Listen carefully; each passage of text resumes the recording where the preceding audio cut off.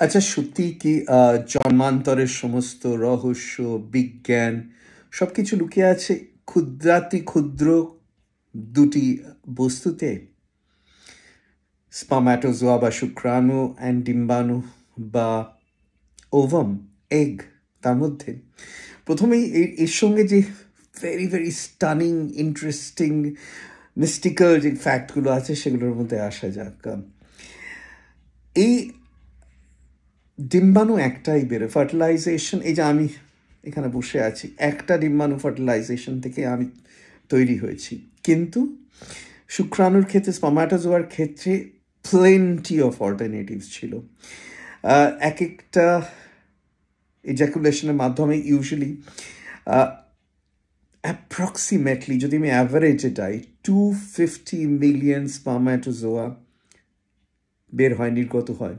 প্রত্যেকটা জেনেটিক্যালি আলাদা। যদি আমি যার জন্য তৈরি হয়েছি, যদি সেখানে অন্য কোনো স্পামাটোজোয়া ফার্টিলাইজ করতো সেই এগকে, তাহলে সম্পূর্ণ একটা অন্য মানুষ তৈরি হতো। হয়তো আমার সঙ্গে কিছু সিমিলারিটি থাকতো, কিন্তু সে হতো না।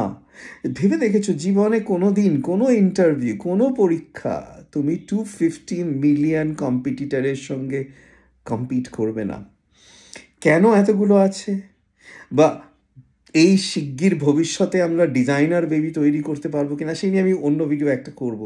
সেগুলো খুবই ইন্টারেস্টিং ফ্যাক্ট। সায়েন্স আজকে ওটা সাইফাই আর নেই, ওটা সায়েন্টিফিক ফ্যাক্টে রূপান্তরিত হয়েছে, স্পেশালি ইনভিট্রো ফার্টিলাইজেশন বা টেস্ট টিউব বেবির টেকনোলজি আসার পর।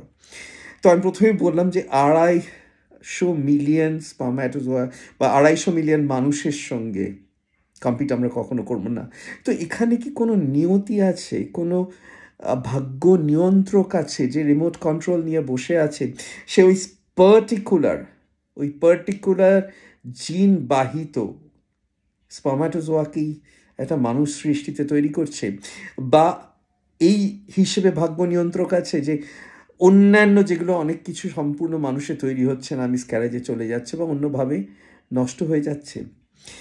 এইবার আমি অন্য কিছু কথায় আসি। দেখো, এই কিছুদিন আগে আমি পড়লাম, যখন স্পামাটোজোয়া ফার্টিলাইজ করে, প্রথমে বলি যে একটি ডিম্বাণু বা এগ বা ovum just visible by naked eye, just visible, মানে একটা বালির কণার মতো তার সাইজ, খুব ভালো চোখ হলে দেখতে পাবে।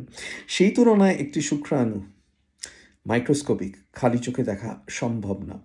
এবার যখন ফার্টিলাইজেশন হচ্ছে, যখন ঢুকছে, চমকে গেলাম, তখন একটা আলোর ঝলকানি হয় এগের মধ্যে।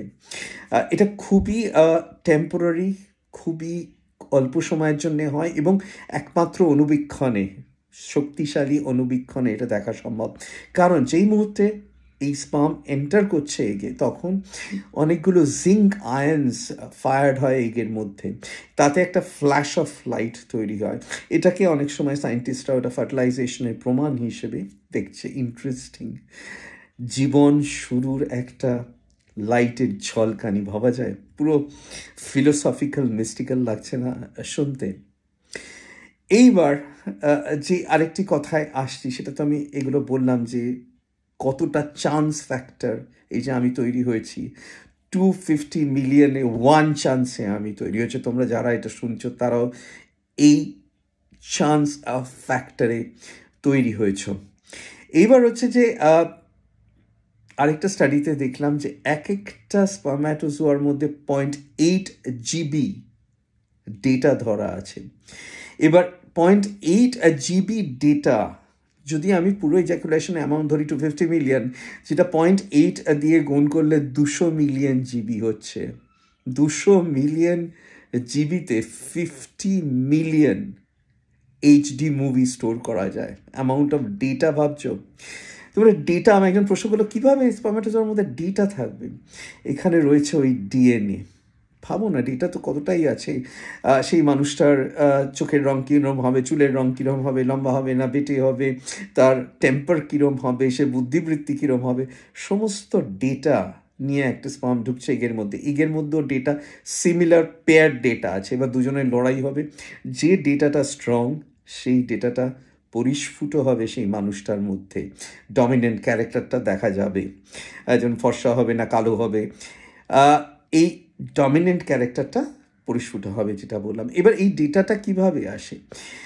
এই যে জেনেটিক মেটেরিয়াল, আমাদের প্রত্যেকটা সেলে যে জিন আছে, নিউক্লিয়াসের মধ্যে যে ক্রোমোজোম আছে এবং তা যে ইউনিট দিয়ে তৈরি, যে ডিএনএ মলিকুল বা জিন দিয়ে তৈরি, সেইটার মধ্যে যে যতটা অ্যামাউন্ট অফ ডেটা আছে একটা বিরাট লাইব্রেরির সমান।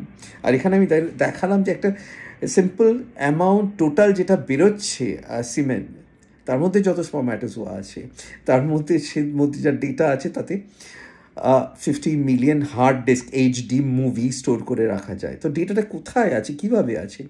এই ডিএনএ যে ডাবল হেলিক্যাল স্ট্রাকচার, এটা অনেক দিন ধরে আবিষ্কৃত হয়নি। Real genius of Watson and ক্রিক যে এই ডাবল হেলিক্যালটা ধরতে পারে, যে এইভাবে স্ট্রাকচারটা আছে। 1962-তে ওরা দুজনে এই জন্য নোবেল প্রাইজ পেয়েছিলেন। এই ডাবল হেলিক্যাল যে স্ট্রাকচার, তার মধ্যে 4টে নিউক্লিওটাইড আছে। যেমন কম্পিউটারে বাইনারি ডিজিটে সমস্ত ডেটা থাকছে, যেমন 0110001001100, এই যে 0 আর 1-এর মাল্টিপল কম্বিনেশন পারমুটেশনে যেমন ডেটা তৈরি হয় কম্পিউটারে, এখানেও এই 4টে নিউক্লিওটাইডের পজিশন অনুযায়ী ডেটা তৈরি হয়। বড় বড় ডিএনএ মলিকুলে অনেক নিউক্লিওটাইড থাকে, ছোট ছোট ডিএনএ মলিকুলে নিউক্লিওটাইড কম, কিন্তু প্রত্যেকটার মধ্যেই এই কোডটা, এই নিউক্লিওটাইড এর মাধ্যমে ওই বাইনারি কোডের মতো 4টে দিয়ে এখানে কোড, কোয়াটার্নারি কোড বলতে পারো, দিয়ে এটা রচিত হচ্ছে। এইবার আসছে শেষ প্রশ্নটা হচ্ছে যে আমাদের জিন দেখছিলাম 98 to 99% সিমিলার টু চিম্পাঞ্জি। জলিফিশের সঙ্গে প্রায় 74 না 80%। ব্যানানা, কলার সঙ্গে 24% মিল জিন। তাহলে একটা কলার সঙ্গে মানুষের এতটা তফাৎ হয়ে গেল কেন? বা একটা শিম্পাঞ্জির সঙ্গে, যে আমাদের প্রায় 100% আমাদের সঙ্গে সিমিলার জেনেটিক মেটেরিয়াল আছে, এতটা তফাৎ হলো কি করে? এইখানে প্রশ্নটা অনেক সময় আসে যে আমাদের যে কোডগুলো, জেনেটিক কোডগুলো অনেক বেশি শক্তিশালী, অনেক বেশি কাজ করতে পারে একটা অ্যানিম্যালের তুলনায়, অথবা কোনো জন্মান্তরের কিছু জিনিস ইমপ্রিন্টেড হয়ে আসে। এটা আমি প্রথমে, তো বুদ্ধ বলে গেছে যে প্রিভিয়াস জন্মের, এবং এটা তো বিশ্বাস করাই হয় যে ধর্মগুলো, ভারতবর্ষের যে ধর্ম, সেগুলো মেইনলি জন্মান্তরে বিশ্বাস করে যে প্রিভিয়াস প্রারব্ধ কর্ম যেগুলো আমার মধ্যে চলে আসবে, এই ডেটাটা চলে আসবে। কিন্তু কি করে আসবে? আমি আগে ভাবতাম যে টোটালি তো দুটো বডি আলাদা, কানেকশন তো নেই, তাহলে কি করে আসছে?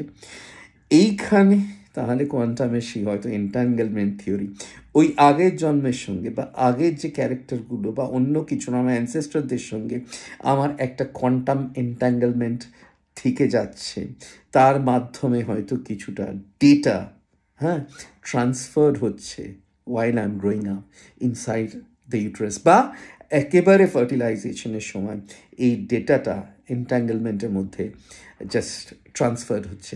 ইটস টোটালি আমার speculation, but it's educated speculation.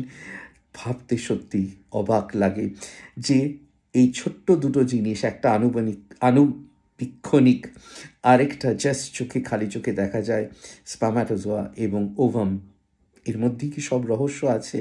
না, রহস্যের অনেক কিছু এখনও আমরা দেখতে পাচ্ছি না। ভবিষ্যৎ টেকনোলজি আমাদের দেখতে সাহায্য করবে।